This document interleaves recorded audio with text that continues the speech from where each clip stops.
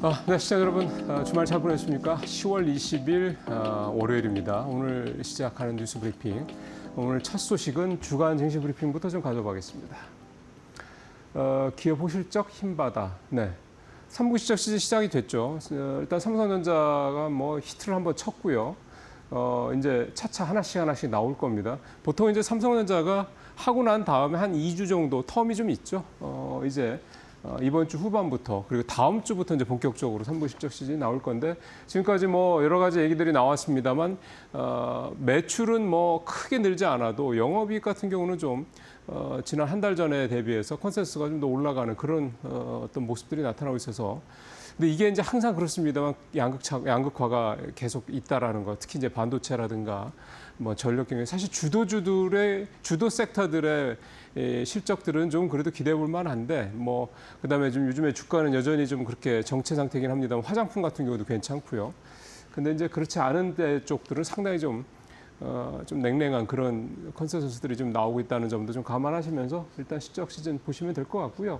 지금은 이제 좀 준비하는 그다음에 컨센서스들 나오는 것들을 좀 잘 리포트들 같은 걸 면밀히 살펴보는 그런 시간이 되어야 될 것 같습니다.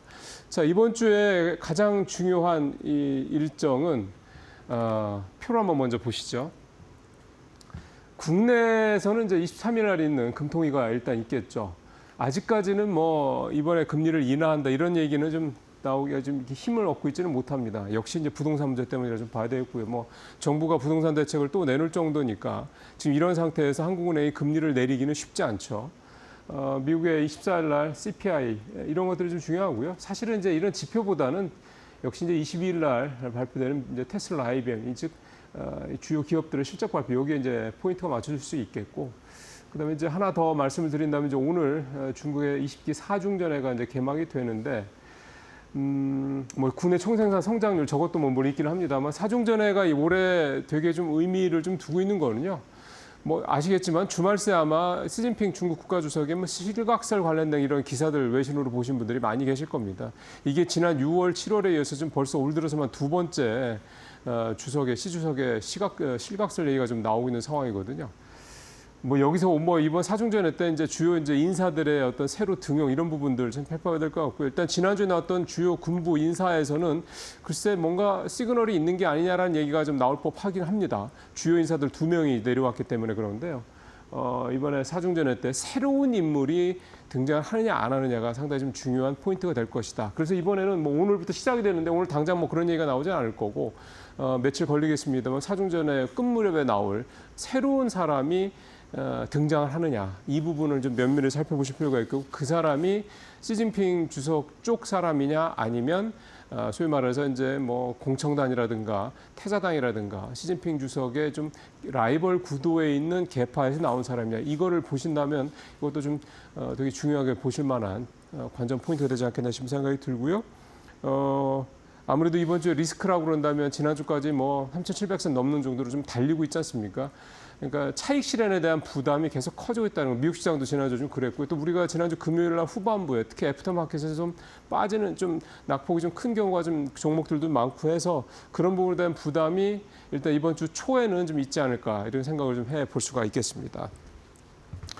앞서 말씀했던 이 차익 실현 관련된 부담은 사실은 반도체 주들의 집중이 좀 돼 있는 내용입니다. 표를 먼저 보시는 게 여러분들 이해하시는 데 도움이 바로 되실 것 같습니다. 보시죠.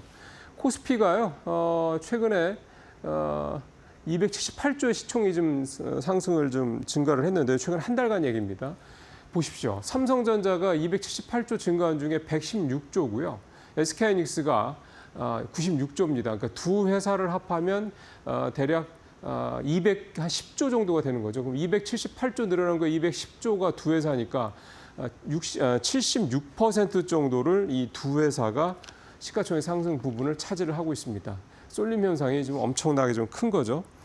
이렇게 되다 보니까 좀 사실 부담감이 있을 수밖에 없고요. 요즘 뭐 개인 투자자분들 얘기 중에 시장에서 나오는 얘기 중에 지수는 엄청나게 오르고 있는데 나는 오히려 불황일 때처럼 시장이 좀 안 좋을 때 같은 그런 느낌만 듭니다. 이게 포모하고 그다음에 내가 반도체주 그중에서도 소부장보다는 이 두 대형주를 갖고 있지 않은 포트폴리오에 없는 분들이 특히 이제 이런 말씀을 더 좀 많이 하실 수밖에 없을 겁니다. 시장은 뭐 엄청나게 치솟고 있는데 나는 왠지 손해보는 같은 느낌이 들 수밖에 없는 그런 상황이라는 거죠. 일단 시장 일각에서는 이렇게 특정 두 종목에 또 특정 반도체 섹터에 너무 시장이 몰리는 것, 수급이 몰리는 것에 대해서 이 변동성을 키울 수 있을 만한 우려가 있다. 거꾸로 얘기하면 만약에 삼성전자나 하이닉스가 주가가 하락을 한다. 그러면 그만큼 지수의 충격이 크다. 이런 얘기가 좀 되는 거고요. 또 하나가 V 코스피라고 그러는 이제 미국의 빅스 지수 같은 국내 이제 변동성 지수가 있는데 지난 10월 들어서 하루 평균 변동률이 1.8% 이렇게 얘기하면 잘 안 와닿죠. 팬데믹 한참 변동성 심할 때 2021년 2월 이후에 지금 최대치를 좀 한 5년 만에 최고치를 기록하고 있습니다. 변동성이 커지고 있다 이런 얘기가 좀 되는 거고요. 그다음에 코스피 200의 변동성 지수 이게 이제 V 코스피라는 건데 이게 지난 17일 기준으로 전일 대비 15%나 급등을 했는데 이게 지금 지난 4월 초에 트럼프 대통령이 상호관세 부과해서 그때가 올해 저점이지 않습니까?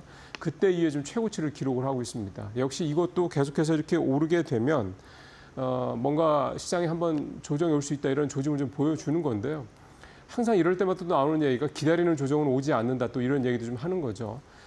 어쨌든 조정이 분명히 올 수밖에는 없습니다. 이런 식으로 계속 갈 수는 없는 건데 그게 이제 언제 올 것이냐 이제 그거는 사실 알 수가 없는 거고 이번에 조정이 왔을 때 그 조정의 폭이 예를 들어 10%를 넘어가는 그러니까 건강한 조정을 넘어가는 이른바 약세장 쪽까지 갈 거냐 근데 그거에 대해서는 아무도 약세장까지 갈 내용은 시장 상황은 전혀 아니 이렇게 또 얘기를 하고 있습니다. 그렇기 때문에 대략 10% 전후에 건강한 조정이라고 시장에서 얘기하는 그런 식의 조정이 온다라는 부분에 대해서는 일단은 생각을 좀 하고 있어야 될 거고요. 그럴 때 내가 갖고 있는 포트를 다 정리할 거냐 아니면 그 조정 기간을 내가 감내하면서 갈 거냐 이런 부분들에 대한 부분을 생각을 해야 될 게 있고 하나는 그다음에 두 번째는 결국 그럴 때 반도체라든가 지금 메가 트렌드, 메가 섹터에 대해서 포트의 비중이 적은 분들은 이 조정 기간을 또 잘 이용할 필요도 있다라는 거 이 두 가지 부분이 지금으로서는 이제 일단 갖고 있어야 될 투자 전략이다 이렇게 좀 말씀드릴 수가 있겠습니다.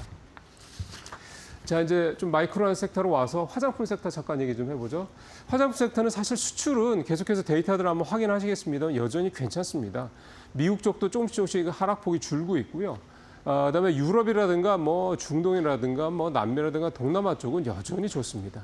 수출이 좋은데도 이렇게 화장품들의 주가가 시원찮은 이유는 뭐냐? 앞서 말씀드렸듯 뭐 이것 때문에 그렇죠. 뭐 어디 화장품 섹터만 그렇겠습니까? 지금 반도체 섹터 말고 기존의 뭐 조방원전 내 주도 sek터 중에서 그나마 지금 뭐 조선이나 뭐 원전이나 방산이나 좀 순환매죠. 돌아가면서 한 번씩 나아질 뿐이지 계속해서 반도체처럼 상승하는 섹터는 없습니다. 그러니까 앞서 말씀드린 완전히 한쪽으로 쏠려 있는 그런 상황이다 그런 거죠. 이 화장품 섹터, K-뷰티 섹터 중에서도 APR은 여전히 견조합니다. 그럼에도 불구하고 지금 넘버 2라고 할 수 있는 달바글로발은 굉장히 부진을 하죠. 이제는 뭐 넘버 2라고 할 수도 없죠.